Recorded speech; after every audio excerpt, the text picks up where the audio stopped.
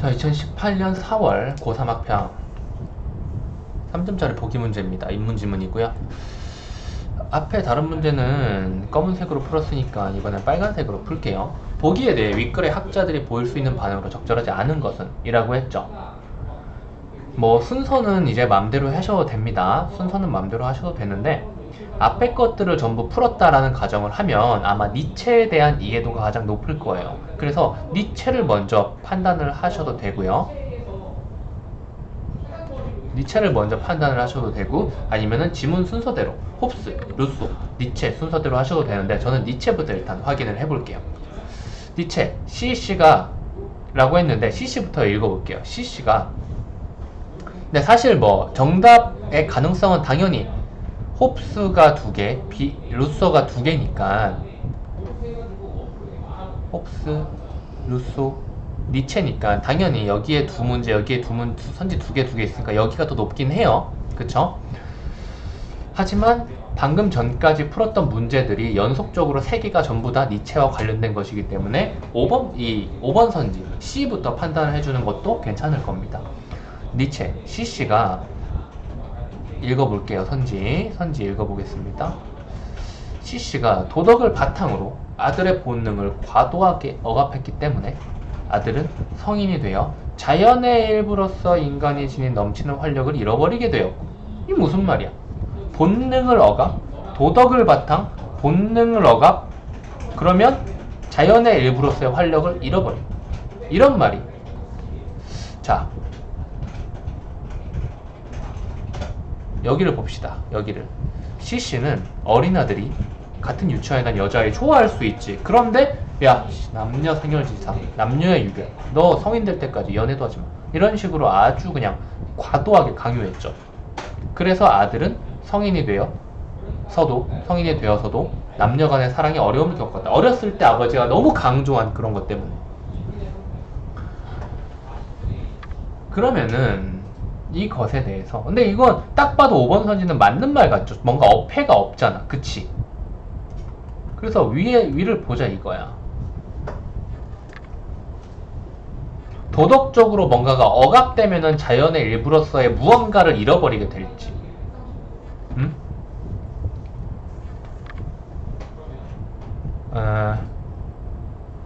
여기 있네요. 그 과정에서 여기 이 부분, 인간은 자연을 자신과 분리된 존재로 대상화하면서 자연의 일부로서 인간이 지닌 본능을 따르는 활력이 억압당하고 축소되었다.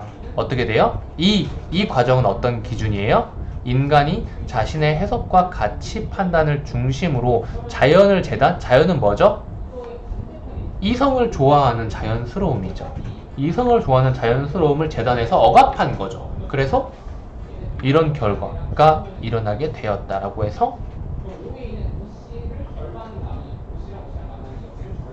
뭐 여기도 있겠죠. 자연에 넘치는 활력,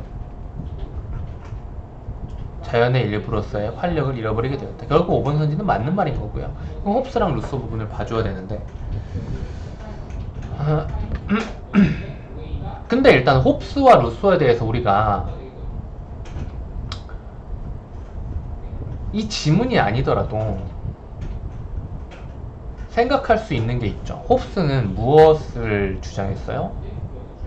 이거는 그냥 배경 지식이 아니라 그냥 상식입니다.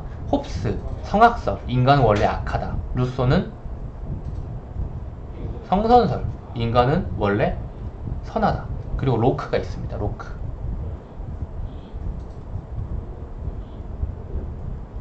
로크는 성모성악설. 원래 사람은 선이나 악이 정해지지 않는다. 사회에 의해서 규정된다. 그래서 이 기준을 가지고 이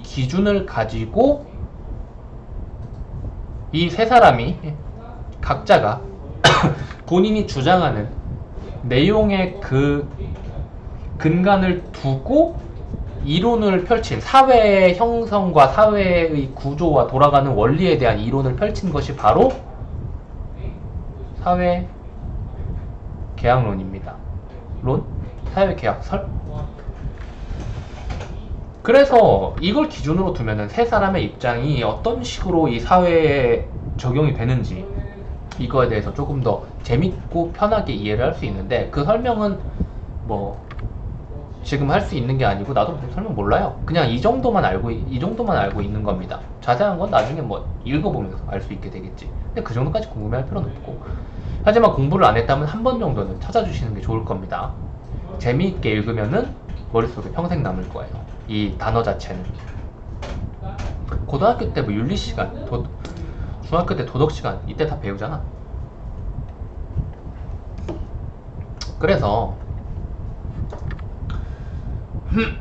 이걸 바탕으로 이야기가 다 맞춰져요.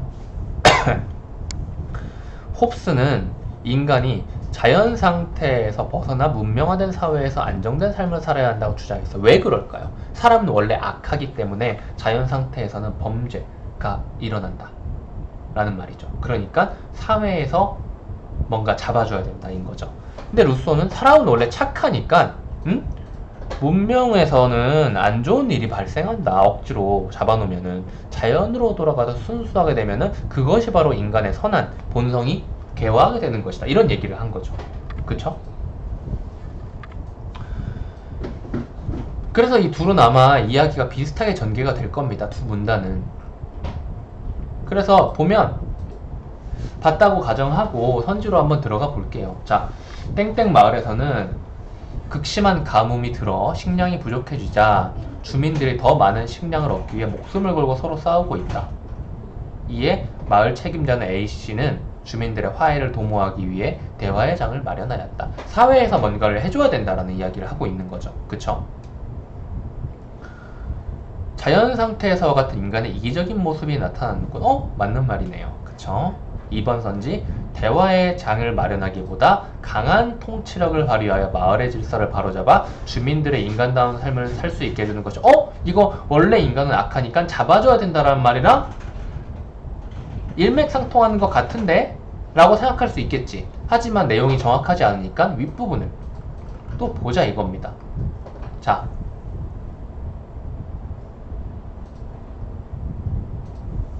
여기 있죠? 절대 권력을 지닌 군주가 지배해야 된다. 이 말이랑 일맥상통하죠. 그럼 이번 선지도 맞는 말이네요. 그쵸? 그러면 이제 3번, 4번 읽어볼까요? 일단 보기부터 B씨의 친구는 돈을 노리고 B씨에게 접근하여 그를 위하는 척 하다가 자기 이익만 챙기고 B씨를 배신했대요. 배신당했네요. 이후 B씨는 살던 도시를 등지고 깊은 산속에 숨어 살았다. 자연 상태인데, 그러나 산속에서의 생활이 불편하여 도시로 돌아오게 됐대요. 이거는 무슨 말일까요? 루소가 말하는 자연으로 돌아가야 한다랑 조금 맥이 다르죠. 3번 선지를 볼까? B씨가 산속에서의 삶에 불편함을 느끼고 도시로 돌아온 것은 자연 속에서의 삶이 단지 허상에 불과하다. 이거 뭔가 이상하잖아. 위를 볼까요? 자연으로 돌아가자 그랬잖아요. 그쵸?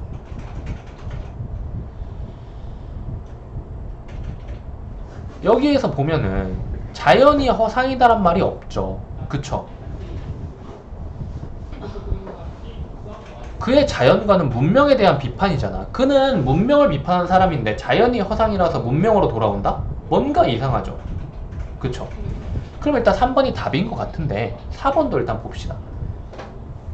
B씨의 친구가 B씨에게 한 위선적인 행동을 통해 인간의 욕망에 의해 만들어진 문명에서 비롯된 부정적인 삶. 문명에서 비롯됐기 때문에 사기를 쳤구나. 그래서 자연으로 돌아가야겠구나. 하지만 이 뒷부분에 대해서는 어떻게 설명할지 잘 모르겠다. 근데 어쨌든 이건 맞는 말이네요. 3번이 답인 거죠. 오케이?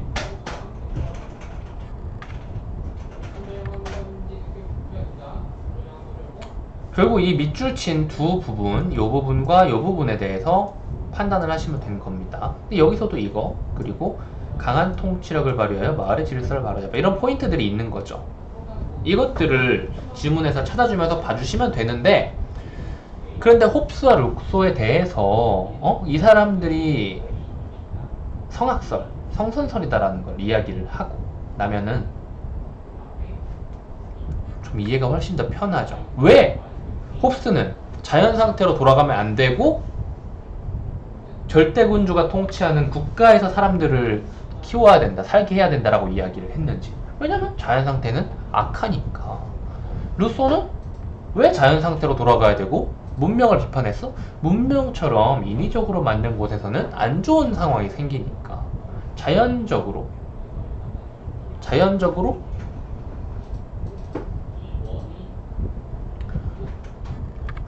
그 안에서 자연 속에서는 당연히 선한 본성이 회복될 것이다 라고 보는 거죠. 이야기 자체는 별로 어렵진 않아요. 여기까지 이야기하겠습니다.